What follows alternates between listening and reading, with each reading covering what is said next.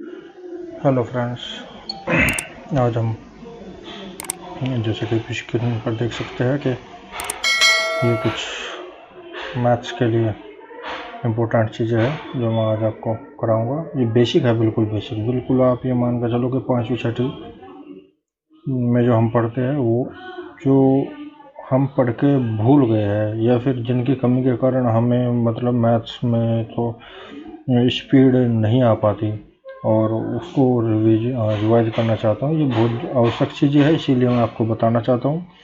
Math में यही बच्चों को होशियार और रद्दी या मतलब जिनका नंबर नहीं आ पाता है, इन्हीं की कमी से होता है। और अगर ये चीज़ें आपकी याद है तो आपका नंबर ज़रूर आएगा, लेकिन ये चीज़ें आपको अगर याद नहीं है तो याद जितने जल्दी कर लोगे उतना ज़्यादा अच्छा रहेगा। तो जैसा कि आप स्क्रीन पर देख सकते हैं कि पहली चीज़ है 25 तक पहाड़े याद होने ही होने चाहिए। अगर आपको कोई एग्ज़ाम में नंबर लाना है किसी में भी, वर्ग है वो भी 25 तक याद होने चाहिए, घन मिनिमम 15 तक याद होना चाहिए, परसेंटेज भिन्नों को प्रतिशत में बदलने के कुछ जो मैंने अपने प्रतिशत के बेसिक में भी बताया है और यहाँ पे भी आपको याद होने चाहिए। अभाज्य संख्या 100 तक कौन कौन सी अभाज्य संख्या है वो याद होनी चाहिए आपको। और ये चीज़ें ऐसा नहीं है कि आप मतलब प्रैक्टिस करोगे तो याद हो जाएगी, नहीं। प्रैक्टिस मतलब करने से चीज़ें याद तो होती है। प्रैक्टिस करोगे जितना याद करोगे याद तो होगी, लेकिन आप 1 2 3 4 5 बार बार इनको दोहराते रहना, क्योंकि यही मैथ्स के लिए बहुत ज़रूरी है। तो पहली चीज़ है सम संख्या किसे कहते हैं। संख्या तो आपको पता ही है, 1 2 3 4 5 6 100 तक या अनंत तक होती है संख्या। तो सम संख्या उसमें क्या होती है, ऐसी संख्या जो 2 से पूर्णतः विभक्त हो जाए सम संख्या कहलाती है। विषम संख्या क्या होती है, इवन संख्या सम होती है और ओड संख्या विषम होती है। ऐसी संख्या जो 2 से पूर्णतः विभक्त न हो विषम संख्या कहलाती है। अभाज्य संख्या ऐसी प्रत्येक संख्या जिसके दो या दो तथा केवल 2 गुणनखंड हो। 2 मतलब जैसे 3 एकम 3, इसके भी 2, 3 और 1। जो अभाज्य संख्या है उनका 2 ही होता है, जो भाज्य संख्या है उनका 2 से ज़्यादा होता है। तो ये जो इम्पोर्टेंट चीज़ है बच्चों, ये बहुत इम्पोर्टेंट है कि 1 से 100 तक की अभाज्य संख्या याद करना बहुत ज़रूरी है। इस पर कई क्वेश्चन आ जाते हैं। 1 से 100 तक की अभाज्य संख्या याद करना है हमें, और ये बहुत ज़रूरी है। अगर आपको सभी बच्चों से अलग रहना है और नंबर आना है तो आपको ये याद करनी होगी। तो 1 से 100 तक की अभाज्य संख्या क्या है, 2 3 5 7 11 13 17 19 23 29 31 37 41 43 47 53 59 61 67 71 73 79 83 89 97। आप इस तरह देखोगे कि तो आपको लगेगा बहुत कॉम्प्लिकेटेड है यार, कैसे याद होगी इतनी सारी। तो अब मैं इनको याद करने का तरीका आपको बताता हूँ। इनको याद करने का तरीका है बच्चों ये, 1 से 10 तक की हमारे पास नॉर्मली याद रहती है 2 3 5 7। 1 से 10 तक की जो अभाज्य संख्या है 2 3 5 7 4 ही संख्या है। 1 से 10 तक की 4 ही संख्या है, और ये 4 संख्याएं 1 से 10 तक ही है।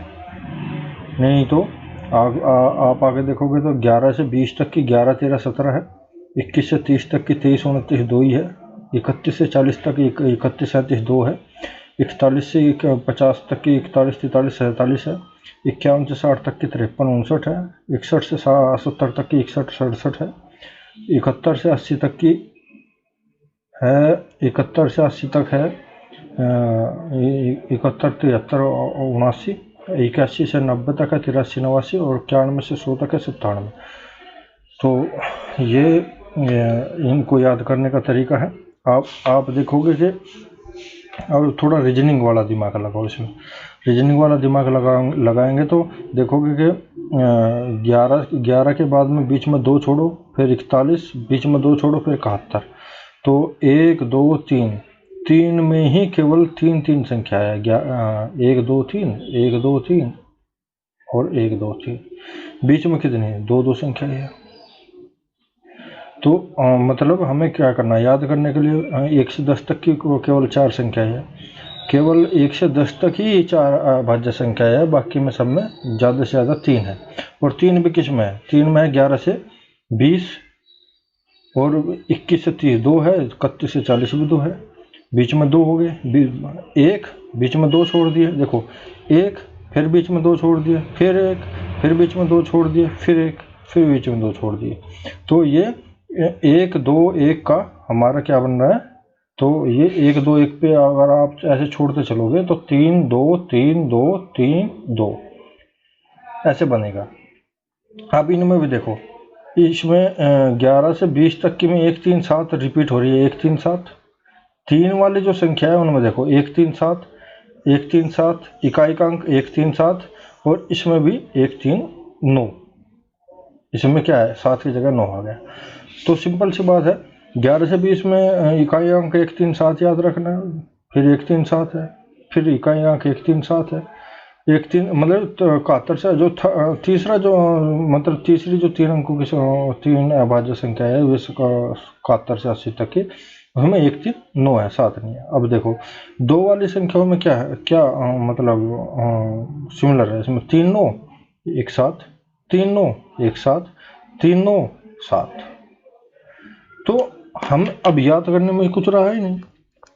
देखो 1 से 10 तक की 2 3 5 7, 11 से 20 तक की इकाई अंक 1 3 7, 21 से 30 तक की 2 है 3 9 और 1 7, 3 9, 21 से 30 तक की 3 9 और 31 से 40 तक की 1 7, 41 से 50 तक की 1 3 7, फिर वही 3 है, 51 से 60 तक की 3 9, 61 से 70 तक की 1 7, 71 से 80 तक की 1 3 9 और 1 से 81 से 90 तक की फिर वही 2 आ जाएगी 3 9 और 91 से 100 तक 7।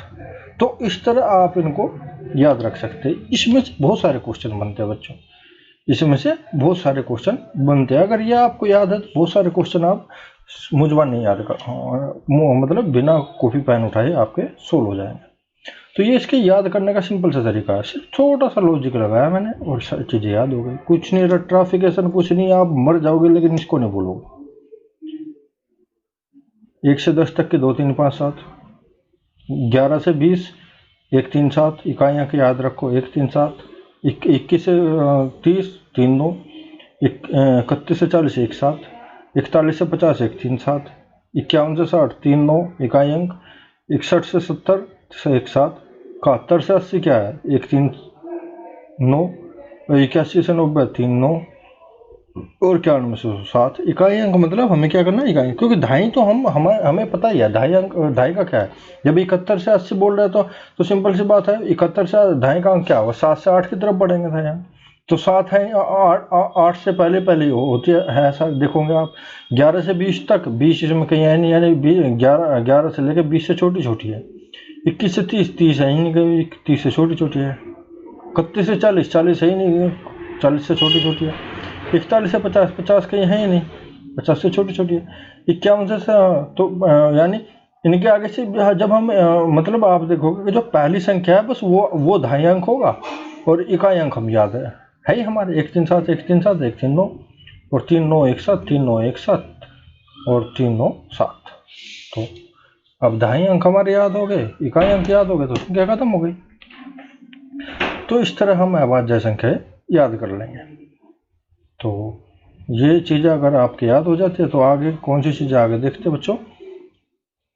इस तरह मैं आशा करता हूँ कि आपके अभाज्य संख्या यही याद हो गई होगी।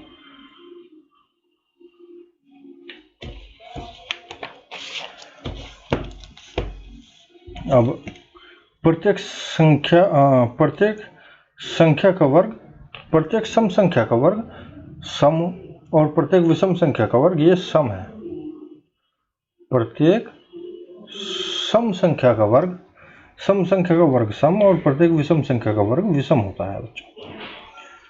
दो से विभक्त होने के नियम बहुत इंपॉर्टेंट है, ये चीज़ें बहुत इंपॉर्टेंट है। मैं आपको ये कह रहा हूँ कि ये कैलकुलेशन को जल्दी कैसे करना है, किसी भी तरह का कोई भी क्वेश्चन हो पूरे मैथमेटिक्स में किसी भी तरह का कोई भी क्वेश्चन हो, अगर आपको ये चीज़ें याद है तो ये कैलकुलेशन करने में आसान कर देती है चीज़ों को बच्चों। पेन कम से कम उठाना पड़ता है हमें। दो से विभक्त होने का नियम क्या होगा, कोई दी गई संख्या दो से विभक्त तभी होगी जबकि इसका इकाई अंक 0 2 4 6 अथवा 8 में से कोई भी हो। इकाई अंक देखना है बस हमें। 3 से विभक्त होने का नियम क्या है, कोई दी गई संख्या 3 से विभक्त तभी होगी, 3 से विभक्त तभी होगी जबकि इस संख्या के अंकों का योग उससे विभक्त हो। अंकों का योग जैसे 99 से 3 से विभक्त है, क्यों है? क्योंकि 9 9 18 3 से विभक्त है। जब 18 3 से विभक्त है, 99 भी विभक्त है। 9 से विभक्त होने का नियम 3 से और 9 से विभक्त होने का सेम नियम है। उसमें भी कई अंक, उसमें भी अंकों का योग हो, उसमें भी अंकों का योग हो। तो 9 से विभक्त सभी तभी होगी। 9 से दी गई संख्या कोई दी गई संख्या 9 से विभक्त तभी होगी जबकि इस संख्या के अंकों का योग 9 से विभक्त पूर्णतः विभक्त हो। 4 से विभक्त होने का नियम, कोई दी गई संख्या 4 से विभक्त तभी होगी जबकि इसके धाई तथा इकाई के अंकों से बनी संख्या 4 से विभक्त हो। कितनी भी बड़ी संख्या हो, 57, ये आप मान के चलो 57,632 है, क्या ये 4 से विभक्त है? हाँ, जब 32 4 से विभक्त है तो ये सारी संख्या विभक्त है। 8 से विभक्त होने का नियम, कोई दी गई संख्या 8 से विभक्त तभी होगी जबकि उसके सैकड़े, धाई और इकाई अंकों से बनी संख्या 8 से पूर्णतः विभक्त हो। जैसे 56,864 क्या 8 से विभक्त है? हाँ, क्योंकि क्या है 864 क्या इकाई, धाई, सैकड़े से बनी संख्या क्या है? ये 8 से विभक्त है, तो ये पूरी संख्या 8 से विभक्त होगी। तो ये आपको कैलकुलेशन करने में आसानी कर देते हैं। कैलकुलेशन अगर आप कितने फास्ट है तो क्वेश्चन आपका समय बचेगा तो आपको नंबर आ जाएगा, ज़्यादा ज़्यादा क्वेश्चन कर पाओगे आप वहाँ। 5 से विभक्त होने का नियम, कोई दी गई संख्या 5 से विभक्त तभी होगी जबकि इसका इकाई अंक 0 अथवा 5 हो। 11 इकाई अंक अच्छे से पढ़ना है, इन चीज़ों को अच्छे से, इकाई अंक बोल रहा है, इकाई अंक पे ध्यान है, हर जगह पे ये पढ़ना है। इकाई, धाई, सैकड़ा, इकाई अंक नहीं, इसमें क्या है 9 से तभी विभक्त होगी, देखो 4 से विभक्त कब होगी? धाई और इकाई से बनी संख्या। यहाँ दी गई संख्या 9 से विभक्त तभी होगी जब इस संख्या के अंकों का योग, इन चीज़ों पर ध्यान देना है, इस संख्या के अंकों का योग, और यहाँ पे क्या इकाई अंक, तो इन चीज़ों पर ध्यान देना है कि कह क्या रहा है, और ये चीज़ आप पढ़ोगे बार बार तो याद हो जाएगी। 11 से 5 तक हो गया था। 11 से विभक्त होने का नियम क्या है? कोई दी गई संख्या 11 से तभी विभक्त होगी जबकि इकाई से बाईं ओर चलने पर सम स्थानों के अंकों का योग तथा विषम स्थानों के अंकों का योग का अंतर 0 हो अथवा 11 से विभक्त हो। जैसे ये मैंने एक संख्या दे दी, ये 66,352, तो इसमें सम अंकों पर जो पहले विषम इकाई क्या है? 1 1 3 5 पे 1 3 5 पे क्या है? 6 3 9 2 11, और विषम सॉरी ये तो हो गई सम पे, विषम पे सॉरी 1 3 5 ये तो विषम हो गई, और 3 ये 5 और 6 क्या होगी? सम होगी। तो विषम स्थानों पे और सम स्थानों के जो अंकों का अंतर है या तो 0 हो या 11 से विभाजित हो। तो यहाँ पे क्या है? 6 3 9 2 11 और 6 5 11, तो 11 में से 11 जाके 0 आ गया तो कट जाएगी, ये संख्या 11 से कट जाएगी, भाग देने की जरूरत नहीं है। दूसरी चीज, अगर इकाई देखो 1 3 5 यानी विषम स्थानों पर रखी संख्या है और सम स्थानों पर रखी संख्याओं का अंतर कितना आ गया? 11 आ गया, क्योंकि 8 7 15 6 21, 8 7 15 6 21 और 6 4 10, 21 में से 10 जाके कितने भाई? 11, 11 11 से डिवाइड हो जाएगा तो ये संख्या पूरी 11 से भाग हो जाएगी। हम इसे मुजबानी बता सकते हैं कि ये 11 से भाग हो जाएगी, हमें भाग करने की ज़रूरत नहीं पड़ेगी।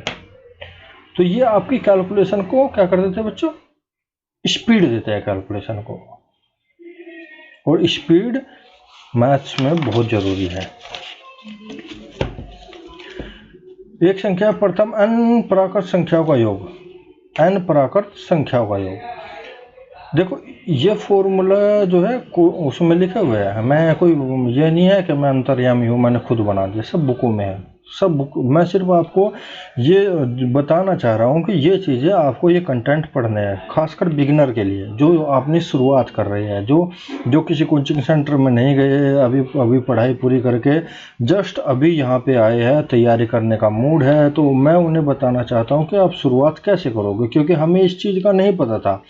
हमें इन चीज़ों का नहीं पता था। मेरा इस यूट्यूब चैनल बनाने का पर्पज़ ही बच्चों ये है कि जो चीज़ें आपको दिल्ली, मुंबई या कोचिंग सेंटर या मेरठ या इधर उधर जाके पता चलती है, आप इन चीज़ों को अगर घर पे भी बैठ के कर सकते हो आप, क्योंकि सभी के पास में सुविधाएं नहीं होती है, सभी के चाचा फूफा ताऊ नहीं होते हैं बड़े बड़े शहरों में, सभी की रिश्तेदारी अच्छी नहीं होती है, सभी के कनेक्शन नहीं होते हैं, कि सभी का मतलब बैकग्राउंड ऐसा नहीं होता कि आपको रूम दिला के वहाँ पे आपको कोचिंग करा देंगे। तो वो क्यों, और बच्चे होशियार होते हैं तो वो यहाँ से उन बच्चों के साथ compete कर सकते हैं, अपने जॉब प्राप्त कर सकते हैं। वो अगर इस पे ध्यान देंगे, थोड़ा सा ध्यान देंगे, तो आप देखोगे कि आप जो बाहर कोचिंग सेंटर 10-10, 20-20 हज़ार रुपये खर्च करके ये चीज़ें पढ़ रहे हैं, आप घर बैठ के पढ़ सकते हो। अगर आप में पढ़ने की ललक है, अगर आप कुछ करना चाहते हो तो कर सकते हो।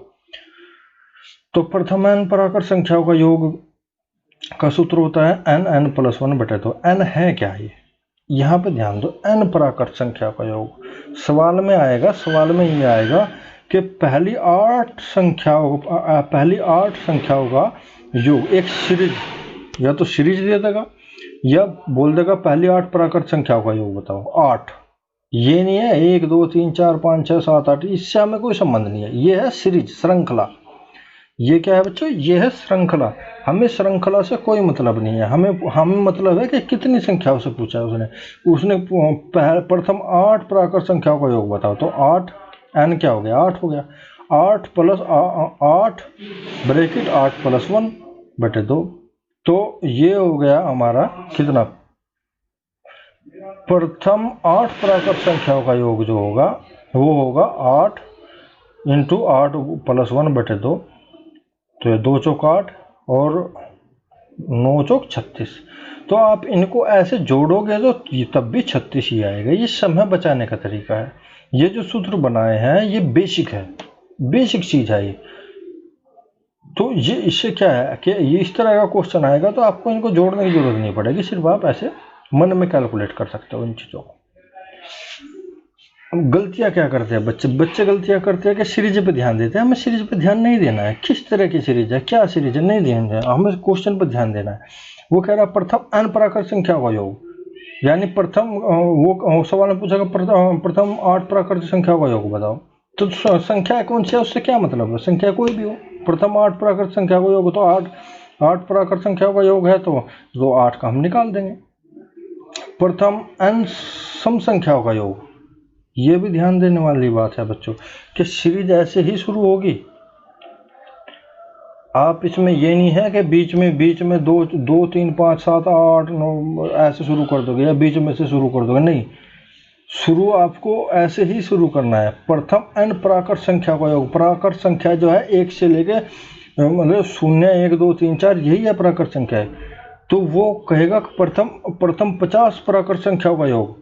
तो आपको ये मतलब ऐसे जोड़ने की जरूरत नहीं है। सिर्फ क्या करेंगे 50 × 51/2 और 25 की 51 में गुणा कर देंगे, तो 50 का आधा 25 हो गया, 25 की 51 में गुणा कर देंगे, आंसर आ जाएगा हमारा। तो हम मतलब सीरीज यही होगी, सिर्फ आपको याद नहीं करना पड़ेगा, क्योंकि प्राकृत संख्या जो है 0 से लेकर 9 तक की जो संख्याएं है उनसे बनी संख्याएं होती है, वो चाहे अनंत तक कुछ भी हो। अच्छा जी, प्रथम n संख्याओं का सम संख्याओं का योग। जब सम की बात आ जाए, n सम संख्याओं का योग होगा, तो n सम संख्याओं का योग क्या होगा? n + 1 × n। तो 2 4 6 8 10 कितने भी पूछ ले, वो कहेगा कि प्रथम 5 सम संख्याओं का योग बताओ। प्रथम 5 सम संख्याओं का योग। तो हमें क्या करना है? हमें सिर्फ 5 कितना बोला है? प्रथम 5 सम संख्याओं का योग। गलतियां कहाँ करते हैं बच्चे करते हैं कि 2 4 6 8 10 ऐसे लिखेंगे और इसको n मान लेंगे, जैसे मैंने यहाँ मान के दिखाया है। 10 + 10 + 1 = 110, जो कि वहाँ पे ऑप्शन में भी होगा, लेकिन ये गलत है। वो कह रहा है कि प्रथम 5 प्राकृत संख्याओं का योग, प्रथम 5 सम संख्याओं का योग क्या है? तो हमें कुछ भी नहीं करना है। हमें क्या करना है? सिर्फ 5 × 5 + 1 यानी 56 30 सही उत्तर है इसका। प्रथम 4 सम संख्याओं का योग 4 गुणा 5 बराबर 20 सही उत्तर है बच्चों। ये इस तरह आपको नहीं करना है, इसमें टाइम नहीं खपाना है। ये क्या है, ये सीरीज है, सीरीज के लिए मैं बताऊंगा, ये सीरीज के नहीं है। इसमें तो सिर्फ हमें ये देखना है कि वो कितने पूछ रहे हैं, 5, 6, 7, 8 कितने का। 6 सम संख्याओं का योग, प्रथम 6 सम संख्याओं का योग, प्रथम 10 सम संख्याओं का योग, प्रथम 20 सम संख्या का योग, ये चीज़ हमें देखनी, सीरीज नहीं देखनी है। तो ये गलती नहीं करना, क्योंकि अक्सर बच्चे ये गलती करते हैं, इसको n मान लेंगे, जो कि गलत है।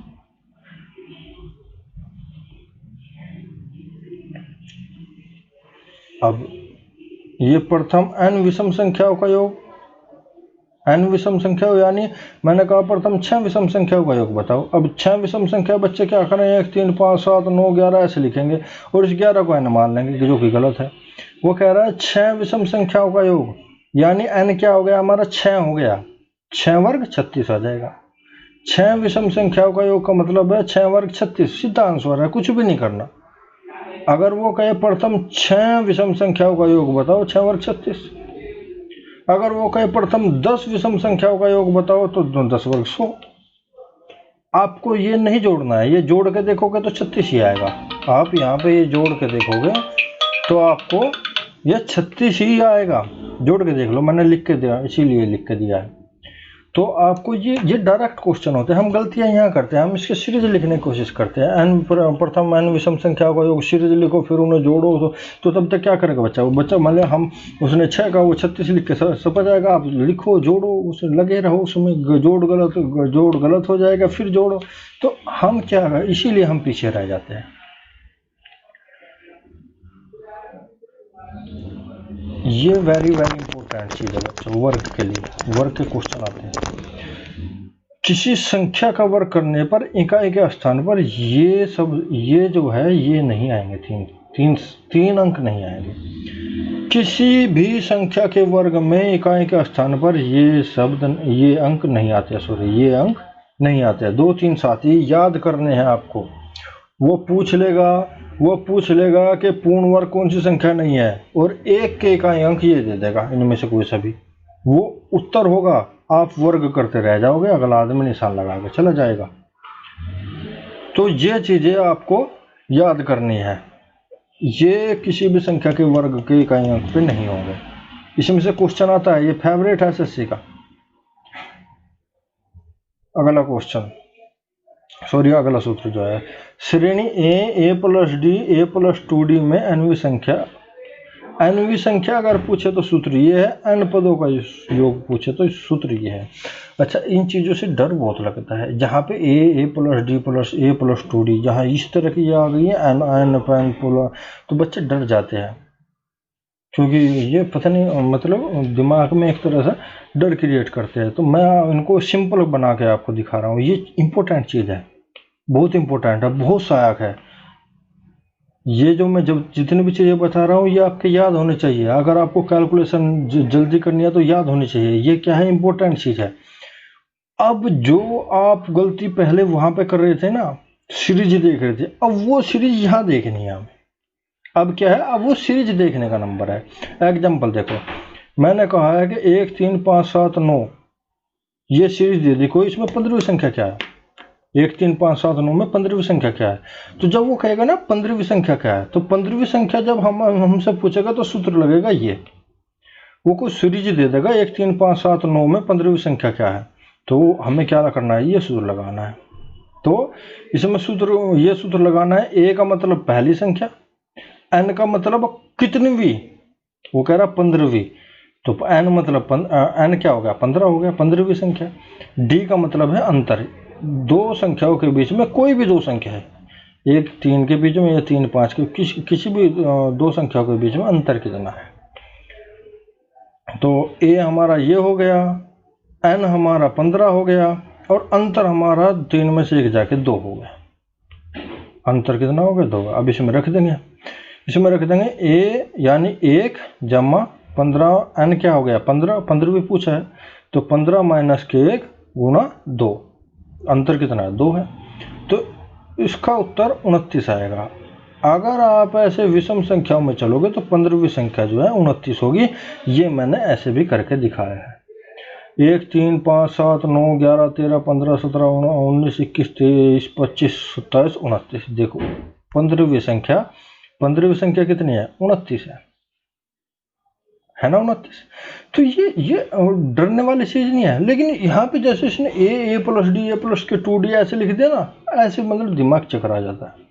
ये क्या है? सिंपल एग्जांपल से देखो, इसमें अगर वो पूछे 100वीं संख्या क्या है तो हम क्या करेंगे? n हमारा 100 हो जाएगा, a और d वही रहेगा। 50वीं संख्या क्या है? n हमारा 50 हो जाएगा, a d वही रहेगा। अब दूसरा जो सूत्र है, जो श्रृंखला है उनके अंकों का योग, वो कहने लगे कि भाई ठीक है आपने ये 29 तो बता दिया, अब 1 से लेकर 29 तक के अंकों का योग बताओ। इनके जो मैंने ये संख्या दी है इसके 29 पदों का योग बताओ। ये जो श्रृंखला है इसके 29 पदों का योग बताओ। आप इस श्रृंखला के 29 पदों का योग बताओ। तो वो योग निकालने के लिए ये है और पद निकालने के लिए ये सूत्र है। योग निकालने के लिए उस श्रृंखला के पदों का योग निकालने के लिए ये है, और पद निकालने के लिए कोई भी एक पद निकालने के लिए उस श्रृंखला का ये सूत्र है। अंतर कुछ नहीं है। अंतर क्या है? a plus n minus 1 into D है और n बटे 2 2a, यहाँ a था यहाँ 2a हो गया बस। Plus n minus 1 into D वही सेम है। तो योग कैसे? अब देखो n हमारा वही 29, n तो 29 ही है। a हमारा कितना है? वही 1 है, और d हमारा 2 है। सॉरी 29 नहीं है, 15 है। ये भी गलती मत करना, फिर मैं बता रहा हूँ 29 नहीं है n क्या है? 29 नहीं है। वो कह रहा है 15वीं संख्या। कितनी? 15वीं। वो कह रहा है 15 पदों की कोई सीरीज है ये। वो क्या कह रहा है? ये सीरीज है जिसमें 15 पद है। ये कोई सीरीज है जिसमें 15 पद है। इन 15 पदों का योग बताओ। वो कह रहा है इन 15 पदों का योग बताओ। तो हमारा n कितना है? n हमारा 15 ही है। 29 मत लगा बैठना, ये गलतियां करते हैं बच्चे।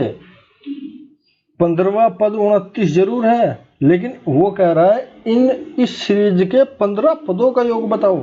तो सीरीज के 15 पदों का योग यानी n हमारा 15 ही है। 15 बटे 2, a हमारा कितना है? सीरीज का पहला क्या दिया उसने? 1 दिया, 1 है, और n हमारा 15 है, और ये अंतर कितना है? d। तो 15 बटे 2, 2 गुणा 1 जमा 15 माइनस के गुणा 2।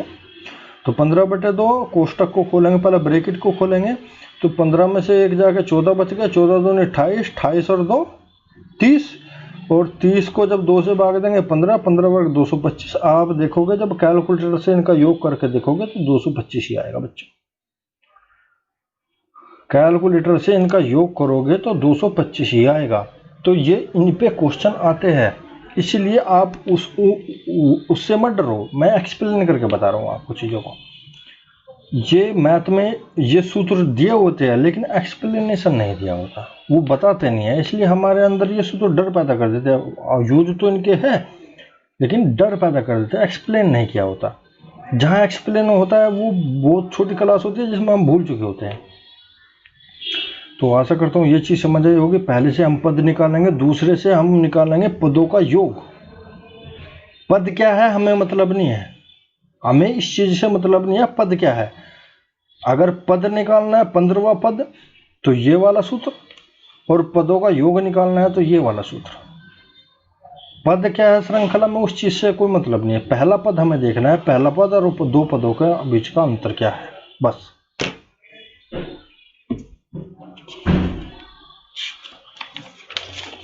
दूसरा एग्जाम्पल देखो, बहुत सारे एग्जाम्पल मैंने इसको सरलतम रूप में करने की कोशिश किया। देखो एक ये श्रृंखला दे दी, 2 1 3 5 7, 1 2 3 4 5 गिनती दे दी 100 तक। 100वीं संख्या क्या है?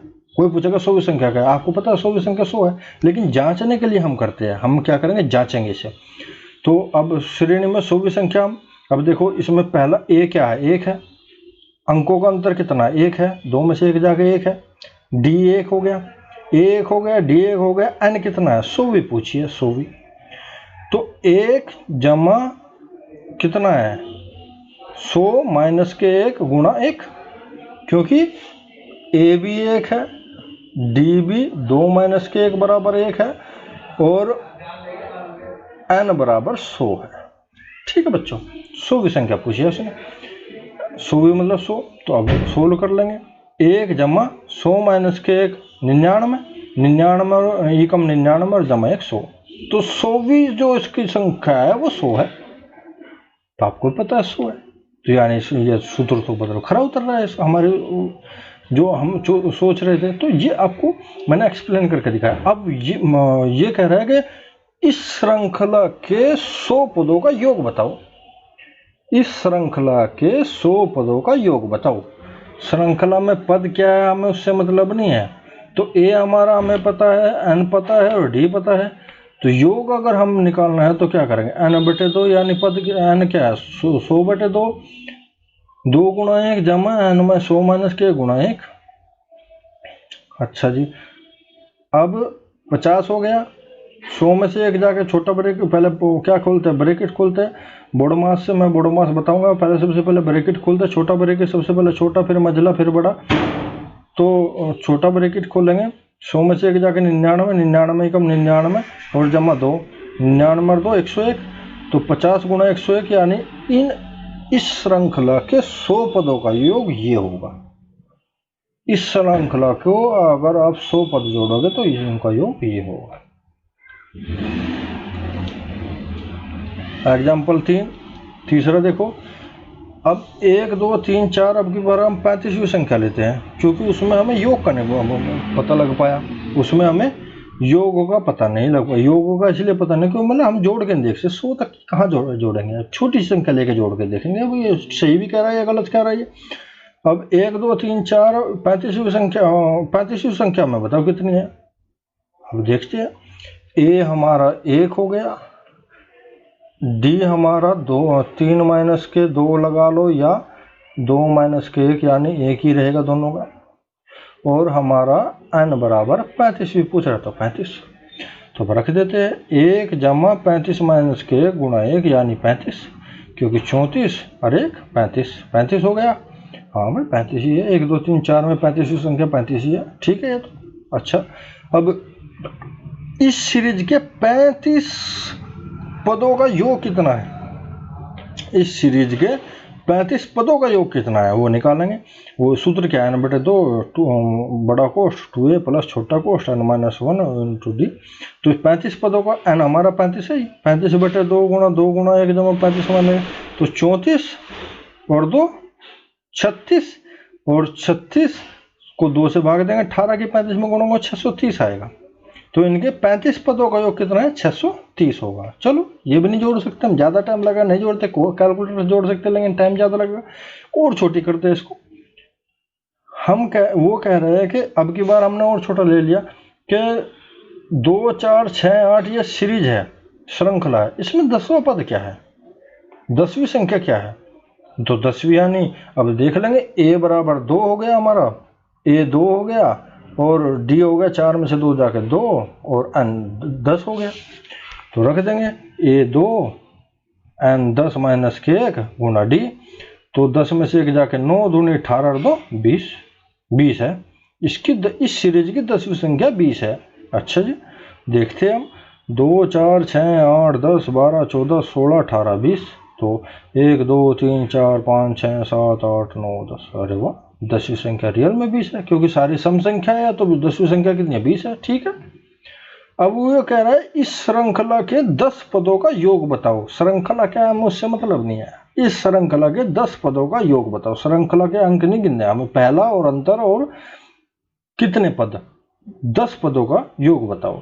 तो अब कर लेंगे n/2 2a plus n-1 into D, तो देखेंगे 10/2 a 2 है हमारा, 2 गुणा 2 जमा 10 माइनस के गुणा 2, डी भी 2 है, तो यहाँ पे करेंगे 9 दूनी 18, 18 और 4 22 और 2 पंजे 10, 5 गुणा 22, तो ये यहाँ पे कितना 5 है, तो 5 गुणा 22 यानी 210। अब इनको आप कैलकुलेटर से जोड़ के देखोगे तो इनका योग कितना आएगा 210 ही आएगा। तो मैंने आपको बहुत सारा एग्जाम्पलों से समझाने की कोशिश की है। ये सूत्र बहुत इंपॉर्टेंट है, घबराओ नहीं इनसे, सिर्फ इन पे ध्यान देने की ज़रूरत है। तो अगले कुछ क्वेश्चन और अगले कुछ सूत्र देखते हैं बच्चों। कुछ चीज़ है जो बेसिक है। देखो, अक्सर मैं देखता हूँ कि बच्चे पढ़ते पढ़ते बहुत आगे निकल जाते हैं, लेकिन पिछली चीज़ों को भूल जाते हैं। जो खासकर बिगनर है, शुरुआत कर रहे हैं, अगर माइनस की कोई संख्या हो और माइनस की संख्या में गुणा करोगे तो वो संख्या प्लस हो जाएगी। गुणा -6 बराबर +36 हो जाएगा। माइनस गुणा प्लस करोगे, माइनस की कोई संख्या में प्लस की संख्या से गुणा करोगे तो क्या होगा, माइनस हो जाएगा। माइनस प्लस, प्लस माइनस दोनों में माइनस ही रहेगा। अगर एक संख्या माइनस की है और एक प्लस की है तो संख्या कैसी आएगी, दोनों सिचुएशन में माइनस की ही आएगी। चाहे माइनस भी पहले हो या माइनस बाद में हो, इससे कोई फर्क नहीं पड़ता। अगर कहीं भी माइनस है और एक प्लस है और एक प्लस एक माइनस है तो दोनों सिचुएशन में वो संख्या माइनस ही आएगी। जैसे -6 की +6 में गुणा करोगे -36 होगा, और +6 की -6 में गुणा करो तब भी -36 होगा। -6 की +6 में गुणा करोगे तब भी -36 होगा, और +6 के -6 में गुणा -36 होगा, माइनस ही आएगा। अगर बीच में किसी में भी माइनस आ गए तो minus minus plus, plus plus plus, और माइनस प्लस माइनस, और प्लस माइनस माइनस, इन दोनों सिचुएशन में माइनस ही रहेगा। ये चीज़ें बहुत बेसिक है, दूसरी तीसरी चौथी पांचवी में पढ़ा दी जाती है, लेकिन हम भूल जाते हैं, फिर बाद में ये कहीं नहीं पढ़ाई जाती। कोई टीचर नहीं पढ़ाना चाहता क्योंकि ये बहुत छोटे लेवल की चीज़ है, इसलिए इस पर ध्यान देना मतलब टाइम वेस्ट करना होता है। यदि एक संख्या बराबर, ये मानते हैं कि अगर आपको ये नहीं पता तो आप मैथ की तैयारी कर क्यों रहे हो, मतलब बताना मतलब नहीं है, मतलब कहते हैं कर क्यों रहे हो भाई, छोड़ दो। यदि एक संख्या बराबर के एक तरफ या में, ये जो है चीज़ ये है कि बराबर के दूसरी तरफ जाने पे चिन्ह कैसे परिवर्तित होंगे, तो ये है चिन्ह ऐसे परिवर्तित हो गए कि यदि एक संख्या बराबर के एक तरफ माइनस में है तो दूसरी तरफ जाने तो दूसरी तरफ बराबर में ले जाने पर वह प्लस में जाएगी। और यदि देखो अगर माइनस है तो बराबर से इधर जाने पर प्लस हो जाएगी, प्लस है तो बराबर से दूसरी तरफ जाने पर माइनस हो जाएगी। जैसे 6 + 33 बराबर 38 + 6 है, तो हम 6 को, ये देखो इसके सामने कोई निशान नहीं है तो प्लस का निशान है। अगर किसी संख्या के पहले कोई निशान नहीं है तो प्लस का निशान है। अगर दो संख्याओं के बीच में कोई निशान नहीं है तो उसका मतलब उनके बीच में गुणा का निशान है। ये चीजें भी बहुत बेसिक सी छोटी सी चीज है। ये +6 है, ये +33 है। अगर अब इन दोनों, ये दोनों प्लस में है, अगर मैं इनको बराबर के इस साइड में ले जाऊं तो ये इधर जाके माइनस में हो जाएंगे। प्लस की चीजें माइनस में और माइनस की चीजें प्लस में चली जाएगी। तो ये 38 ये में 33 हो जाएगा, और ये +6 है, ये इधर जाके -6 हो जाएगा। ठीक है बच्चों, और यहाँ पे क्या रह जाएगा, यहाँ पे 0 रह जाएगा, बराबर 0 रह जाएगा। बराबर क्या रह जाएगा, 0 रह जाएगा, क्योंकि ये दोनों चीजें तो इधर चली गई तो यहाँ पे तो 0 बचा।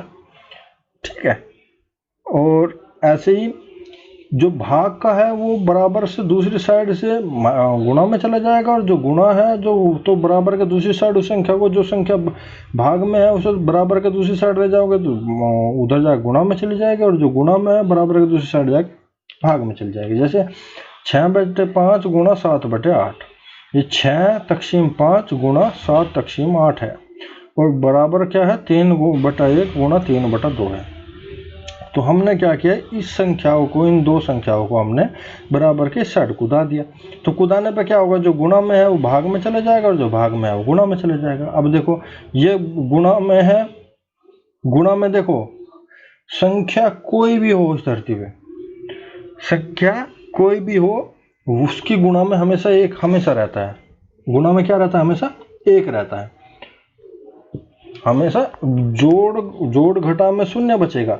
लेकिन अगर गुणा से अगर आप कोई संख्या और उस साइड ले जा रहे हो तो यहाँ 1 रह जाएगा, क्योंकि इसकी गुणा में, अगर ये यहाँ संख्या अगर हम इसे भाग में ले जाएंगे इधर, तो ये इधर भाग में जाने का मतलब है ये यहाँ पे 1 छोड़ के जाएगा, क्योंकि 1 की गुणा में था, 1 की गुणा में था। तो देखो ये 3/1 को हम 3 भी बोल सकते हैं, 3 गुणा 3/2 है। तो 3 को अगर हम इधर के लेके जाएंगे तो इधर ये गुणा में है, 1 की गुणा में, इधर जाकर कहीं में जाएगा भाग में, तो 1/3 यानी उल्टा हो जाएगा। 1/3 उल्टा हो जाएगा। इसी प्रकार ये 3 इधर गुणा में है, इधर जाके भाग में जाएगा, और 2 भाग में है, इधर जाके गुणा में जाएगा, तो ये भी उल्टा हो जाएगा, यानी 2/3 हो जाएगा। ये भी इधर आ गया 2/3, और इधर क्या बचेगा, इधर सिर्फ 0 बच जाएगी। क्या 0 बच जाएगी? यहाँ नहीं बचेगी। यहाँ पे क्या बचेगा, यहाँ पे बचेगा 1। क्यों बचेगा 1? क्योंकि 1 की गुणा में है ये, शून्य नहीं बचेगा। शून्य जब था जब हम ये प्लस का है, ये दोनों क्या है, जब आपस में गुणा होंगे 9/2 हो जाएगा। 9/2 क्या आ गया, इनके सामने क्या है, कोई निशान नहीं है, यानी ये प्लस है। तो प्लस को जब हम इधर माइनस में ले जाएंगे तो यहाँ पे 0 बचेगा। यहाँ पे क्या बच जाएगा, 0। लेकिन अगर हम भाग में और गुणा में ले जा रहे हैं तो ये 1 छोड़ कर जाएंगे, यहाँ पे क्या बचेगा, 1 बचेगा बच्चों। ये बहुत छोटी सी चीज़ है और कैलकुलेशन में बहुत परेशान करती है। कैलकुलेशन में अगर आप गुणा भाग में ले जाओगे तो यहाँ 1 बचेगा, और प्लस माइनस में ले जाओगे तो यहाँ 0 बचेगा। तो इस चीज पर ध्यान देना है।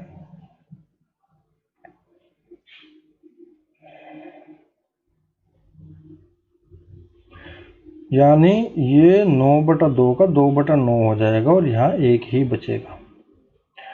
अच्छा जी, जोड़ने व घटाने में बोडोमास यानी बी फॉर ब्रैकेट होता है, जिसे कोष्टक कहते हैं, ओ फॉर ओप कहते हैं। ये अगर मतलब कोई भी आप छोटी सी श्रृंखला को सोल्व कर रहे हो तो उसे इस जो मतलब आप इस सीरीज में सोल्व करोगे। सबसे पहले वो कोष्टक खोलोगे, फिर का खोलोगे, फिर डिवाइड खोलोगे यानी भाग खोलोगे, फिर गुणा खोलोगे, फिर जोड़ खोलोगे, फिर बाद में घटाओगे।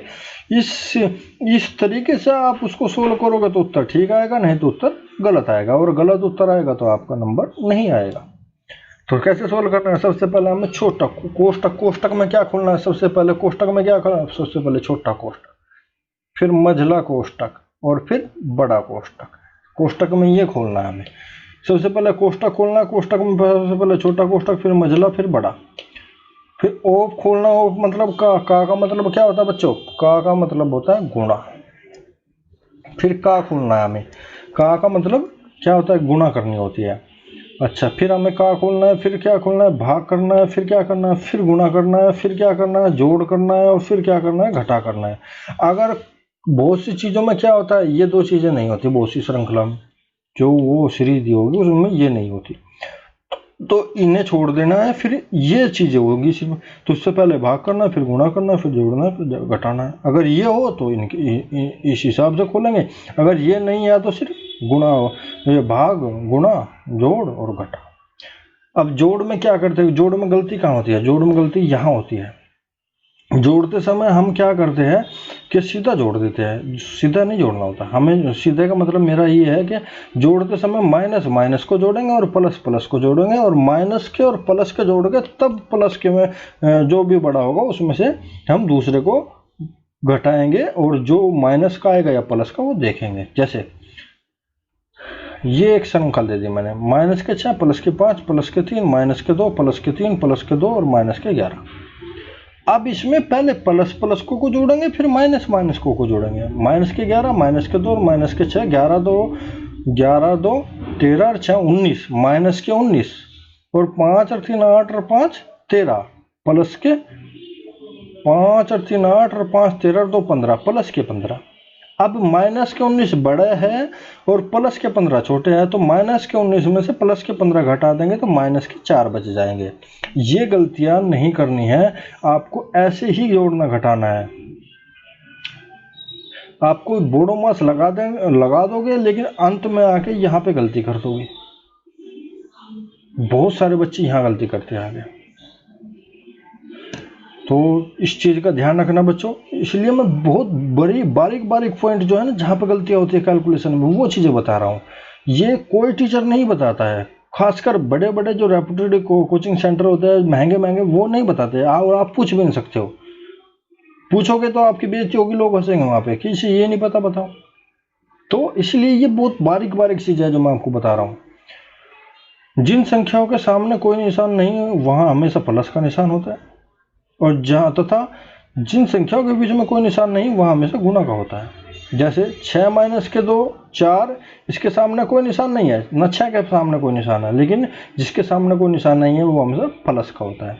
और 6/7 ब्रैकेट लगा देंगे, 5/4 पता नहीं बीच में क्या है, तो बीच में हमेशा गुणा का निशान होता है। किसका होता है? गुणा का निशान होता है। तो या फिर 6/2 होगा तो 6 गुणा 2, 6 का 2 का भी मतलब होता है कि 6 गुणा 2। छोटी सी चीज है, बहुत छोटी सी चीज है, बेसिक बिल्कुल। शून्य से मैं बता रहा हूँ चीजें जो कमियां होती है।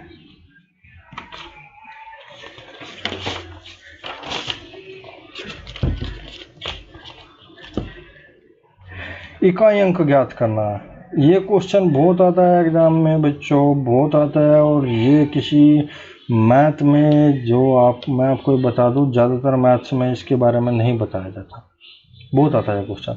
इकाई अंक ज्ञात करना, 0 1 2 3 4 5 6 7 8 9, ये इनसे मिलकर कोई बड़ी संख्या बना देंगे, उसके ऊपर कोई बड़ी घात दे देंगे और पूछेंगे कि इसमें इकाई अंक क्या होगा। तो इसके 4 रूल हैं। फर्स्ट रूल क्या है?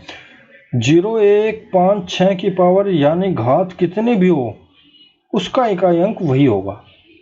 जैसे कि आपकी समझ नहीं आया होगा, 210 कोई संख्या है, उसकी पावर 99 देके और कह देंगे कि इसका इकाई अंक क्या है, तो क्योंकि इकाई पे शून्य है और शून्य की घात कितनी भी हो इकाई अंक शून्य ही रहेगा। आंसर जी डायरेक्ट शून्य। अगर आपको पता है तो लिखे होगा, नहीं तो नहीं पढ़ेगा। 311 की घात 101, 1001, 1,00,000 कर देगा वो, तो इकाई अंक बताओ, इकाई पे क्या है? एक की घात कितनी भी हो इकाई अंक एक ही रहेगा। ये 25 की घात कर देगा 1500, तो कितने भी हो 5 ही रहेगा। 5 इकाई अंक कितना है? 5 का हमेशा 5 ही रहेगा, कितने भी घात दे दो। ये इकाई अंक कितना है? 6 की कितने भी घात दे दो हमेशा 6 ही रहेगा। तो ये बहुत बेसिक मतलब छोटी चीज़ है और ये आपको ज़्यादातर नहीं बताई जाती, नहीं ना कहीं मैथ्स में बहुत कम होती है।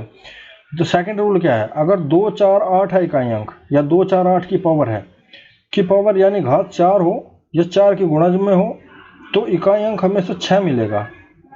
क्या होगा? हमेशा 6 होगा। यानी 4 से यदि 4 से पावर यानी घात डिवाइड नहीं हो तो शेष बचेगा, जो शेष बचेगा वही उत्तर होगा। जैसे 2 की पावर 59 है, तो 2 की पावर 59 का इकाई अंक हमें बताना है क्या आएगा। 2 की पावर 59 का इकाई अंक क्या होगा? तो 59 को हम 4 से डिवाइड करके देख लेंगे।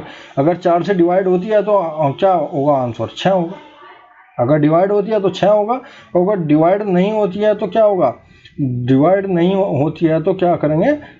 डिवाइड नहीं होती है तो जो शेष बचेगा वही घात हो जाएगी। जैसे 59 को 4 से भाग किया, शेष 3 बचा, 2 की घात यानी 3 हो गई, 2 घन 8 यानी इकाई अंक कितना होगा? 8 होगा।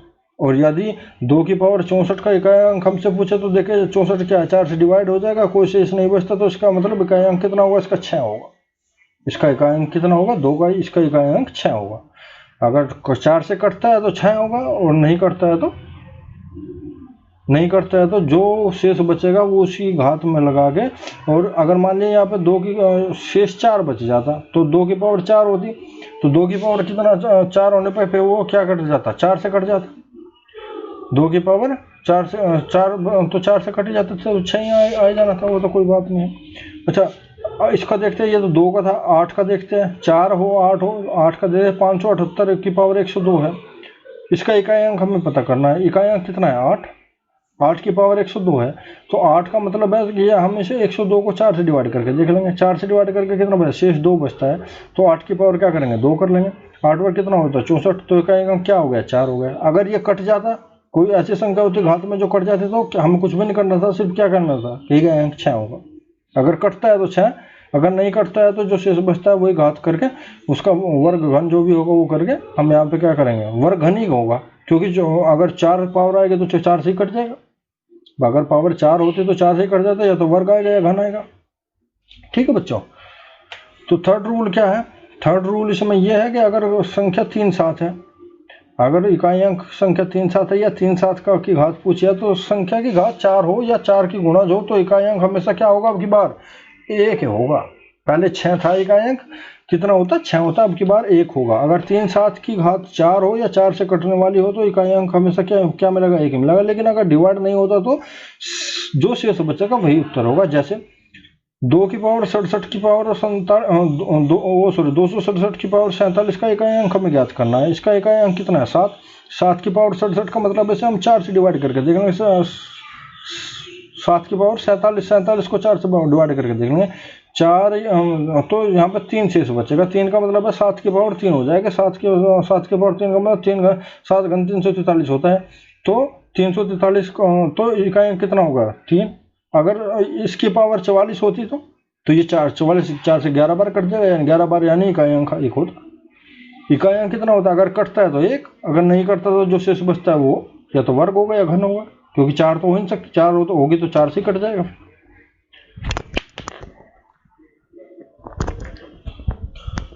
तो अगला चौथा रूल क्या होगा? चौथा रूल होगा ये, एक संख्या बच गई 9।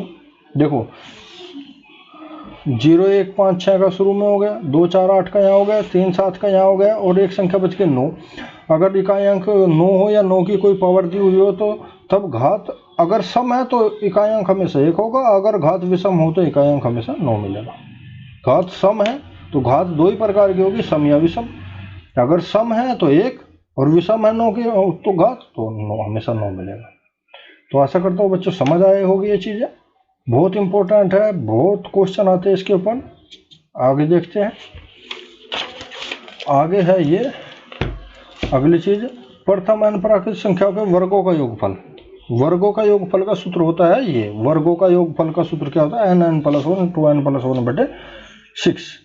ये याद करने का कुछ हो रहा है, बोलने का कुछ है। अगर बोलोगे तो n ब्रैकेट n छोटा कोष्ठ n+1 छोटा कोष्ठ बंद, फिर छोटा कोष्ठ 2n+1 फिर छोटा कोष्ठ बंद बटे 6।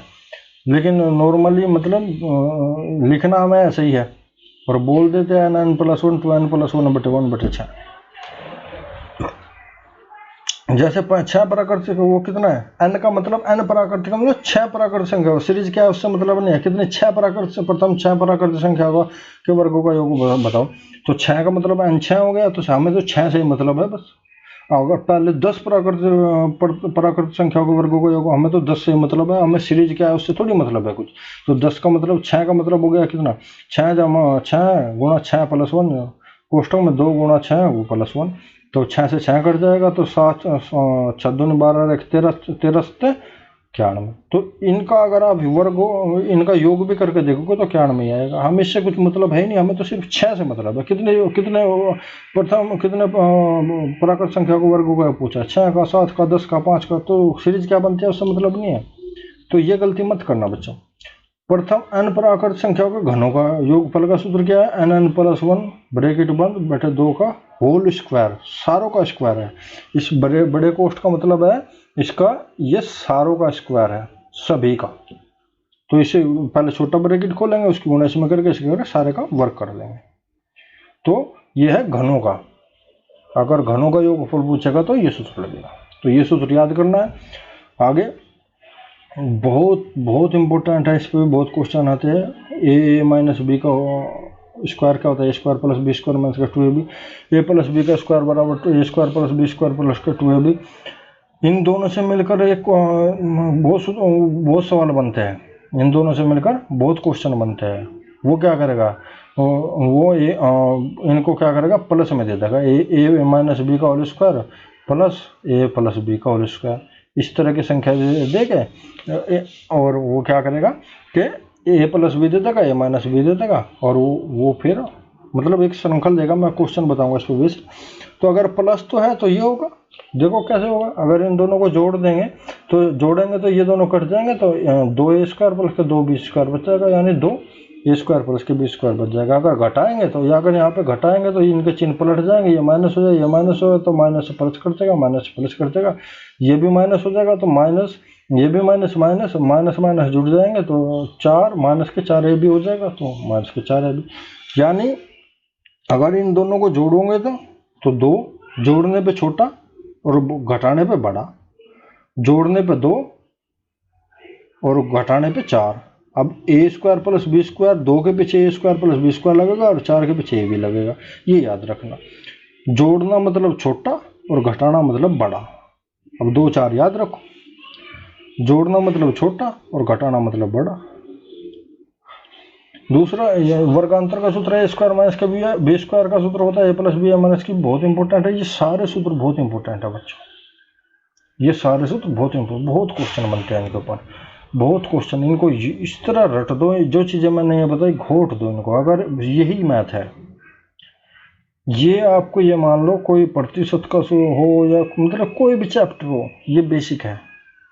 अगर ये आपको याद है तो आपको मैथ में बहुत कम दिक्कत आएगी। ये सारी चीज़ें रट दो, याद कर दो। अगर आप तैयारी करने का मूड में हो और तैयारी करना चाहते हो, कुछ सिपाही, हवलदार, दरोगा, इंस्पेक्टर कुछ भी बनना चाहते हो, तो ये बेसिक है मैथ का, इसको आपको करना पड़ेगा। नहीं करोगे तो आप धक्के खा के घूम फिर के तब भी इन्हीं को याद करना पड़ेगा, नहीं तो नहीं हो पाएगा।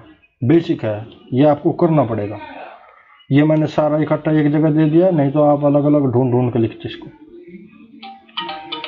तो अब ये है ए स्क्वायर प्लस बी स्क्वायर का सूत्र।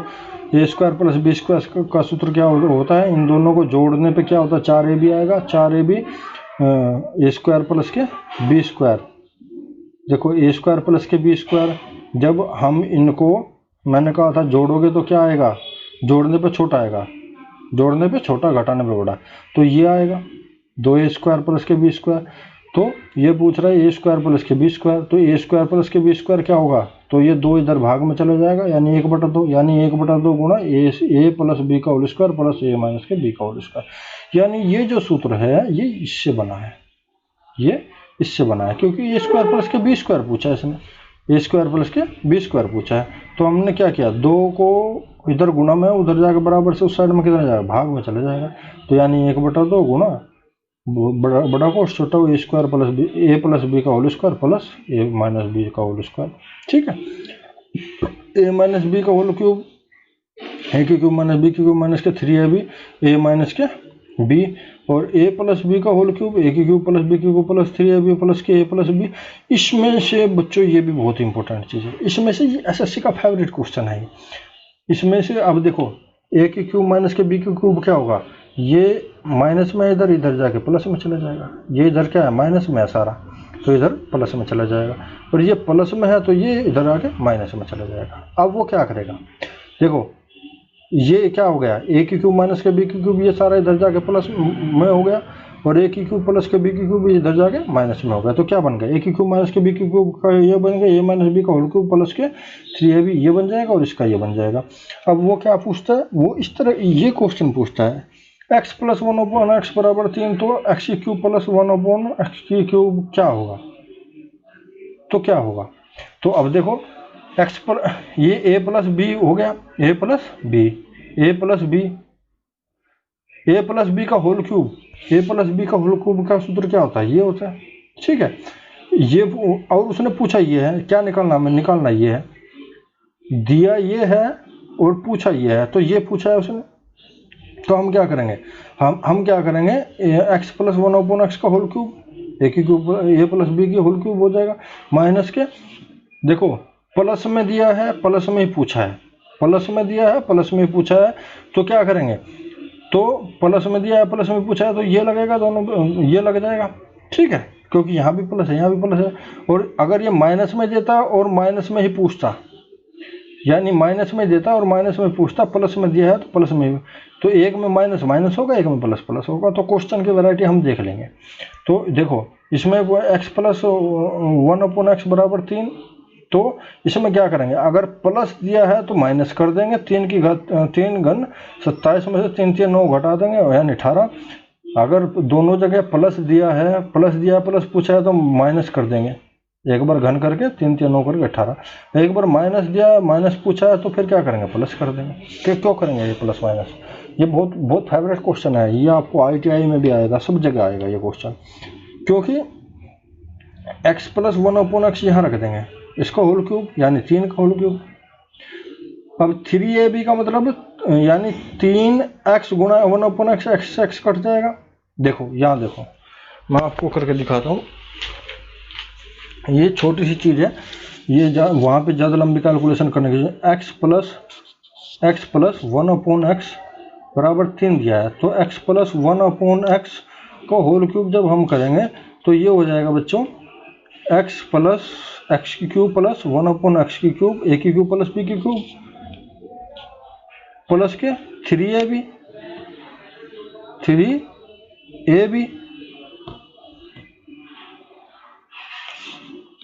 और ये हो जाएगा 3ab और ये हो जाएगा a प्लस बी, क्योंकि हमारा a क्या हो गया, या a हो गया x और b क्या हो गया 1/x।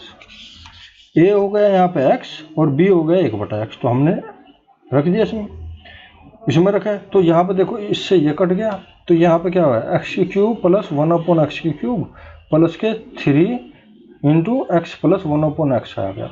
अब हमें निकालना क्या है, ये निकालना है, तो ये तो इधर आके माइनस में आ जाएगा, तो x प्लस 1/x की होल क्यूब माइनस के प्लस के 3x प्लस के 1/x बराबर x की क्यूब प्लस 1/x क्यूब, ये निकालना था हमें। या तो देखो यार इसका मान कितना है, 3 दिया है उसने, 3 की घात 3 प्लस और इसका भी मान 3 है, तो 3 गुणा 3, तो 3 घन 27 में 27, देखो सॉरी ये इधर प्लस में इधर माइनस में आएगा, क्योंकि इधर प्लस में है, बराबर से इस साइड में आके बराबर से इधर प्लस में है, इधर आके माइनस में आएगा, तो ये आ जाएगा। तो 3 घन 27 में से 9 जाके 18 बच जाएगा। तो बच्चों क्या है, आपको ये देखना है कि अगर प्लस में ही दिया है और फिर प्लस में ही पूछा है, अगर प्लस में दिया है प्लस में पूछा तो हमें एक बार 3 का घन कर देना है और फिर 3 गुणा 3 करके एक बार 3 के घन में से 3 का वर्ग घटा देंगे और कुछ नहीं करना।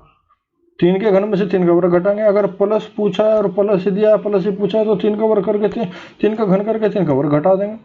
मतलब जो भी 3 का मतलब है जो भी मान दिया है x प्लस 1/x का जो भी मान दिया है उसके घन में से उसका वर्ग घटा देंगे। अगर दोनों तरफ प्लस दिया है, तो अगर माइनस दिया है और माइनस ही पूछा है तो क्या करेंगे, जो भी इसका मान होगा, अगर दोनों जगह माइनस है तो घन में से घन में वर्ग जोड़ देंगे, अगर दोनों जगह माइनस है तो घन में वर्ग जोड़ देंगे, और दोनों जगह प्लस है तो घन में से वर्ग घटा देंगे। यानी प्लस में घटाना है और माइनस में जोड़ना है, ठीक है।